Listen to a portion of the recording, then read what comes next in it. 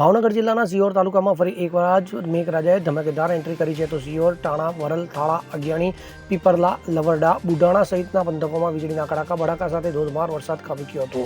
તો ખાસ કરીને વરલ અને બુઢાણા ગામોમાં સુપડાની ધારે વરસેલા ભારે વરસાદે ખેતરોના પાળા તૂટી જવાની ઘટનાઓ સામે આવી છે, જેને કારણે ખેડૂતોમાં ઊભા પાકને નુકસાન થવાની ચિંતા વધી છે. તો જિલ્લાના આ વિસ્તારોમાં સતત પડી રહેલા વરસાદે ખેતરોમાં પાણી ભરવાની સ્થિતિ સર્જી છે. તો ડુંગળી, તલ, બાજરી, બાગાયતી પાકો જેવા કે કેરી, લીંબુ અને કેળ જેવા પાકોને વ્યાપક નુકસાન થવાની શક્યતા છે. ત્યારે સરકાર પાસે ખેડૂતો દ્વારા ઝડપથી સર્વે અને વળતરની માંગ કરવામાં આવી રહી છે, જેથી આર્થિક નુકસાનની ભરપાઈ થઈ શકે. આ ઉપરાંત વરસાદના કારણે રડોળાથી સિયોરને જોડતો પુલ તૂટી જતા વરલ, બુઢાણા, લવરડા, ઢુંડસર, સાકરડી, ગુંદાળા, ટાણા જેવા ગામોનો સંપર્ક કપાઈ ગયો છે.